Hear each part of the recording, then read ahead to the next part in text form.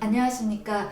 직접 민주주의 뉴스에서 주민자치에 대한 이해를 높이기 위해 주민자치 활동가 연속 인터뷰를 기획했습니다. 그 두 번째 시간으로 오세범 동작구 사당 이동 주민자치회 회장님을 만나겠습니다. 주민자치에 관심 있는 많은 독자들의 관심과 참여 부탁드립니다. 인터뷰를 진행하는 저는 직접 민주주의 뉴스 박준영 기자입니다. 네. 안녕하세요. 네, 먼저 인터뷰에 응해주셔서 감사드립니다. 먼저 우리 오세범 선생님께서는 이제 동작구 사당이동 주민자치 회장으로 활동하고 계시고 또 아파트 입주자 대표회의 회장으로도 활동하셨던 것으로 알고 있는데요. 네. 이제 그 때문에 저희가 이제 직접 민주주의나 주민자치에 대한 우리 선생님의 고민이나 비전도 좀 남다르실 거라고 생각이 들어요. 그 때문에 오늘 이렇게 그 인터뷰를 통해서 활동 경험과 의견을 좀 여쭤보고자 자리를 마련했습니다. 네. 그럼 먼저 우리 선생님 먼저 네. 소개를 좀 부탁드리겠습니다. 네. 소개를 어디서부터 어디까지 될지 네. 약간 좀 막연하긴 한데요. 네. 간략하게 말씀드리면 네. 제가 이제 그 학교 다닐 때는 그 당시 이제 유신 독재 말기였기 때문에 이제 민주화운동을 했었고요. 이제 그 이후로는 이제 학교도 제적되고 이래서 먹고 사는 문제도 있고 민생 문제를 해결하기 위해서 네, 이제 제가 기술을 좀 배워서 네, 보일러 냉동 기술자가 돼서 한 3년 이상 근무하다가 87년도에 또 그 전국적으로 노동조합 네. 그 열기가 이제 커서 노조 총무부장으로 이제 해고가 됐습니다. 네. 이제 그런 과정에서 이제 복직운동을 하다가 이제 그 변호사 사무실에 취직을 하게 됐고요. 그 위에는 이제 내일신문 초기에 해서 내일신문 이제 창간 같이 관여해서 업무기획실장으로 한 4년쯤 하다가 이제 어느 정도 안정되고 제가 나이도 있고 제가 평생 좀 이렇게 그 정년 없이 할 수 있는 그리고 그 좀 좋아하는 일, 제가 좋아하는 건 사람들을 만나고 사람들 얘기를 듣고 상담하고 이런 걸 제가 굉장히 좋아하는 편인 것 같아요.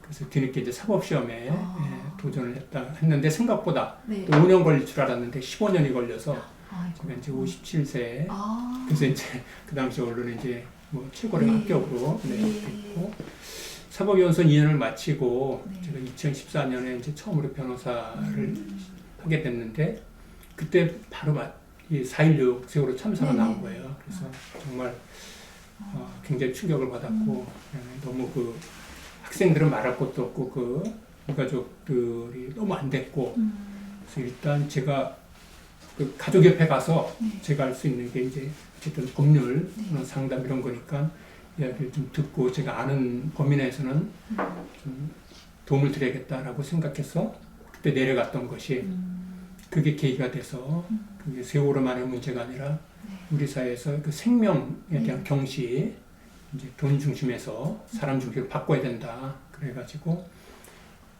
대한변협에서 그런 활동을 계속해서 현재는 대한변협 산하의 생명 존중 재난안전특별위원회 위원장까지 맡고 있습니다. 그래서 이제 그때 그 뭐 고향 터미널이라든가 또는 오령호 사건, 스텔라 데이지호, 그다음에 제천화재, 그다음에 종로 고시원 화재, 그다음에 최근에는 이제 그 포항 지진 또는 이제 아주 최근에 지금 현재는 코로나 사태가 생겨서 코로나 대책 특별 법률 지원팀이 만들어서 이제 거기서 지금 활동하고 있습니다.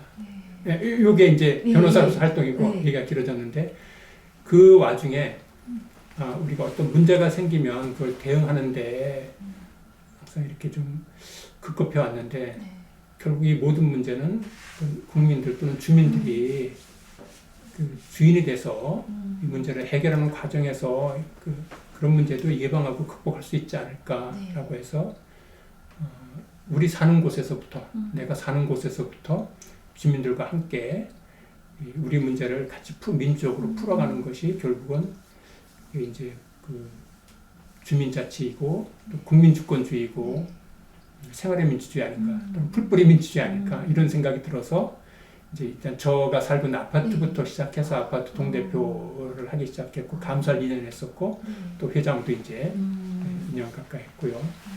그러다가 저희 사당 이동에 마침 주민자치 모집 공고가 나서 주민들과 함께 우리 마을의 문제를 푸는 것도 굉장히 의미도 있고 재밌겠다 싶어서 이제 활동을 하게 됐고 네. 그러다 보니까 또 이제 주민자치 회장까지 해서 벌써 이제 1년이 넘어서 이렇게 오게 됐습니다.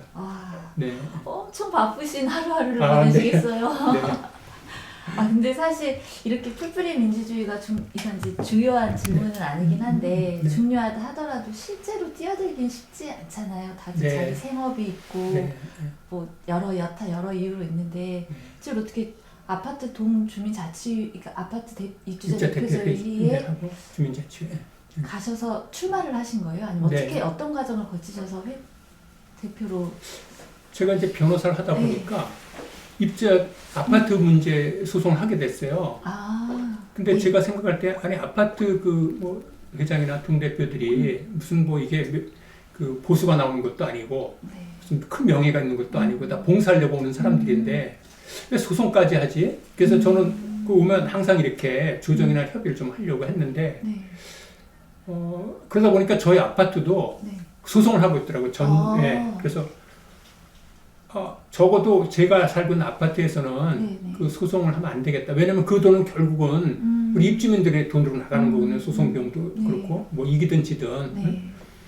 근데 마침 이제 저희 그 아파트에 모집 공고가 나왔는데 처음에는 저도 바쁘고 그러다시피 바쁘고 그래서 누군가 있으면 옆에서 그냥 법률적으로 자문만 하려고 했는데 없더라고요. 없으면 이제 재선거를 하거든요. 그래서 저희 동에 이제 아무도 없어서 그럼 제가 이제 해보자.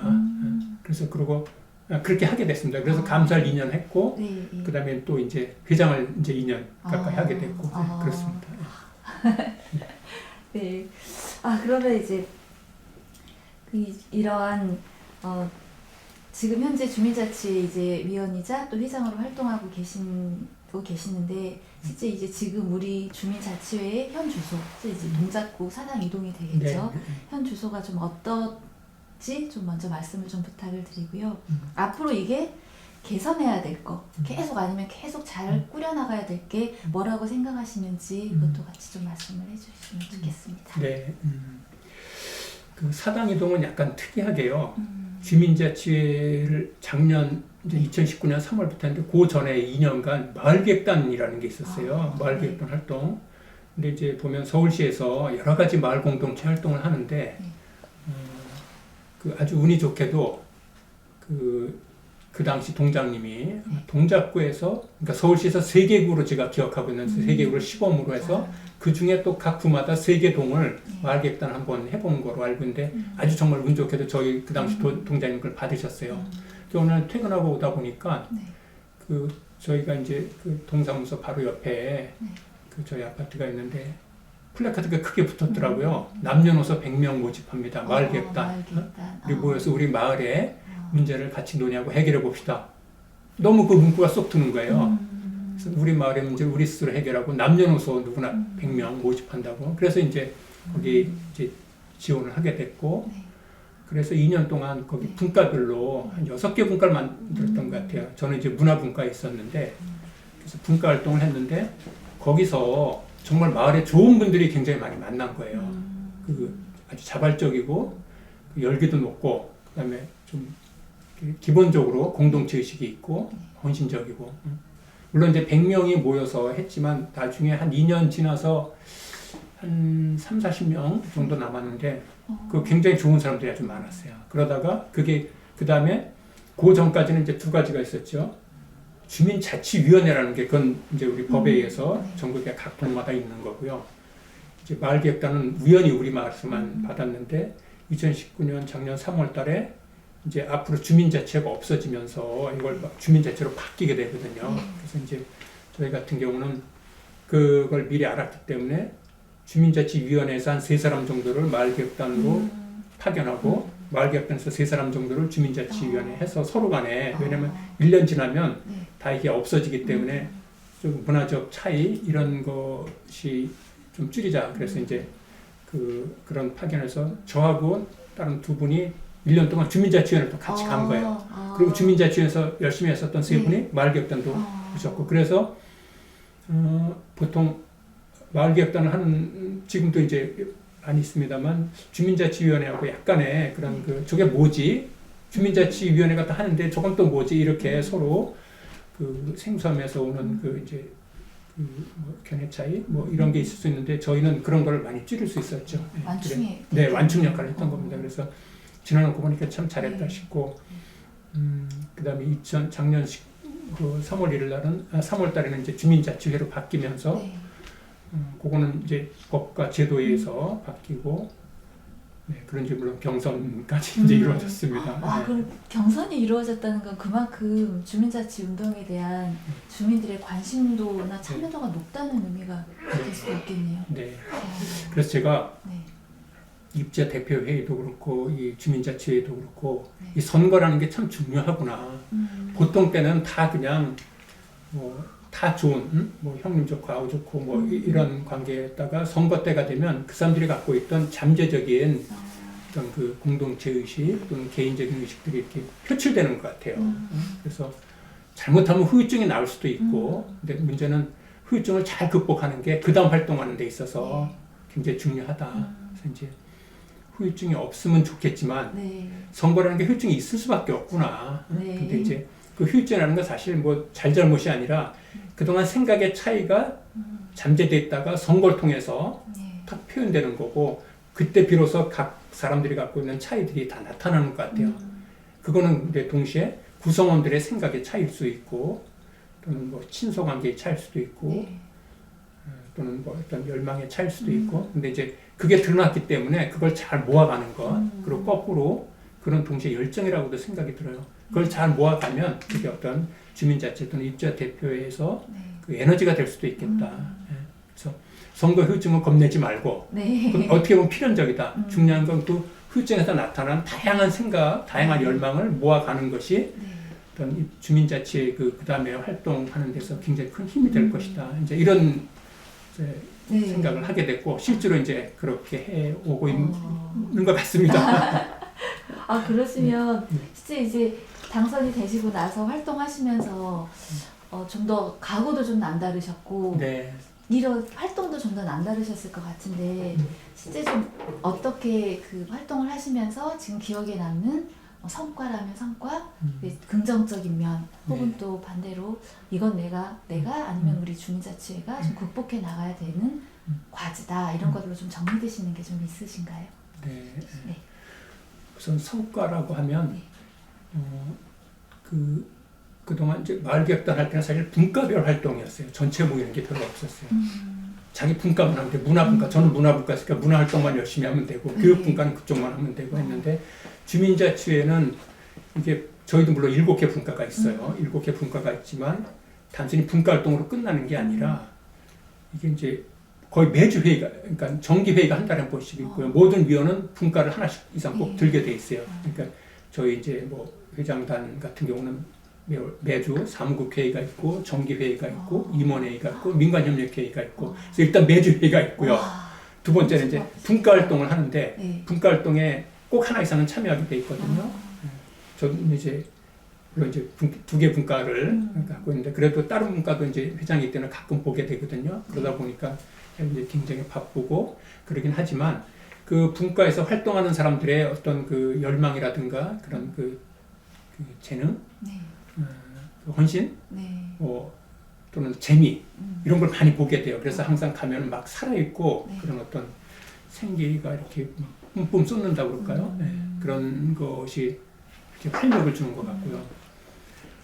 작년 4월 6일 지금 약간 지났습니다만 저희는 이제 벚꽃 축제 네. 사당이동이 그 바로 그 아파트 길서부터 올라가는 그 벚꽃이 굉장히 그 아주 예쁩니다. 멋있고 네. 그래서 작년에도 벚꽃 축제를 했는데 그 성과가 굉장히 좋았어요. 주민자치회에서. 근데 원래 그 전에는 마을개혁단에서 그걸 했었어요. 아. 근데 처음에 하면서 네.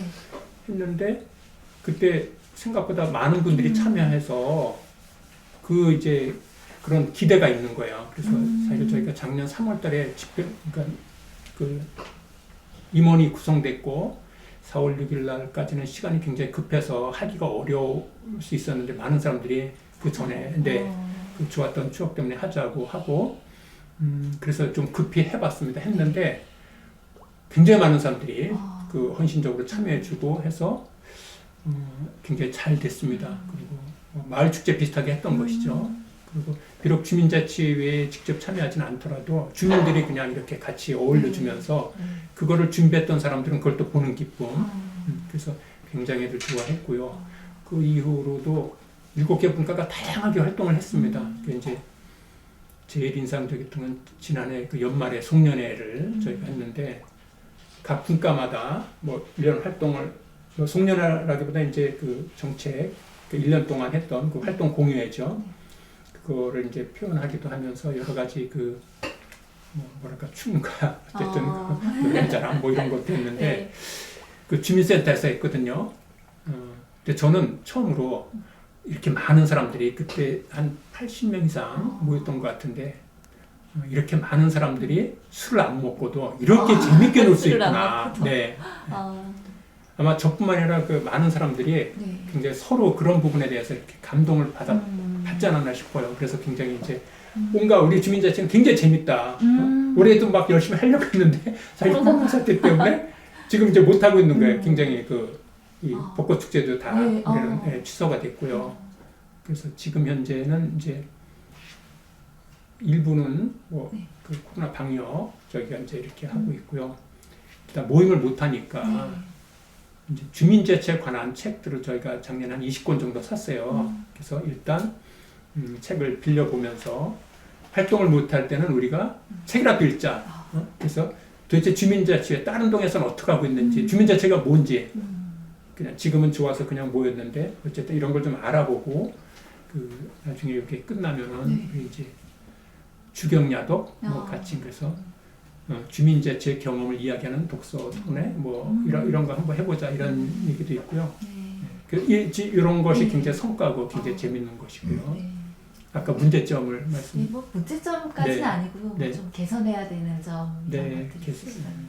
개선해야 되는 점은 저희가 주민자치를 사실 어떻게 보면 처음 해보는 거거든요. 네. 우리가 이제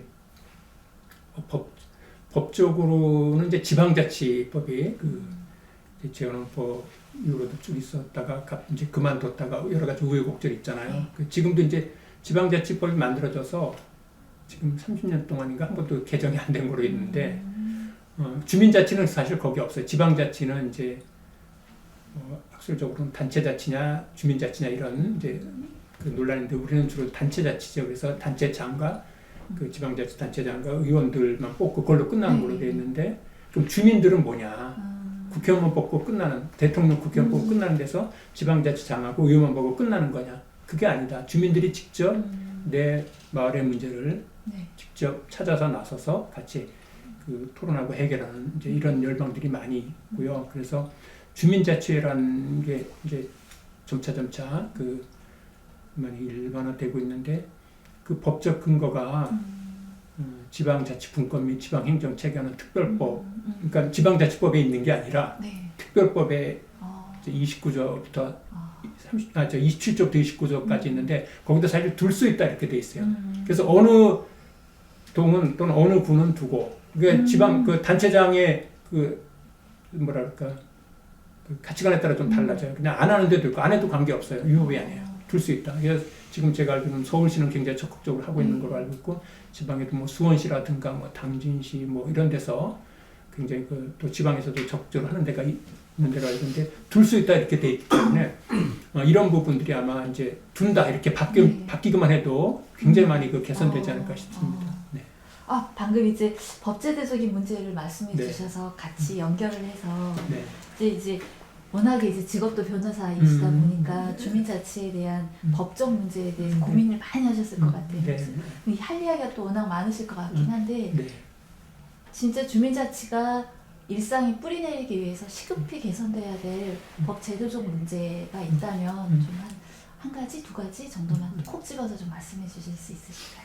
그러니까 법 제도적 문제점을 말씀하신 거죠. 법적 문제. 네네. 이제 법과 항상 현실이 이제 꼭 일치하지는 않는데 어쨌든 법적으로 말씀드리면 지금 방금 전에 말씀드린 대로 이 주민자치가 그냥 임의단체가 되면 안 된다. 그러니까 지방자치가 그 우리 헌법 1조 2항에 그 국민주권주의, 대한민국의 주권은 국민에게 있고 네. 이렇게 이제 선언하고 있지 않습니까? 이것이 현실화된다고 보고 있거든요.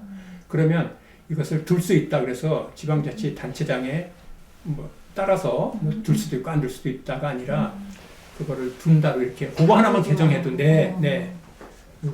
지금 현재 이게 지방자치분권 및 지방행정체에 관한 특별법이거든요. 네.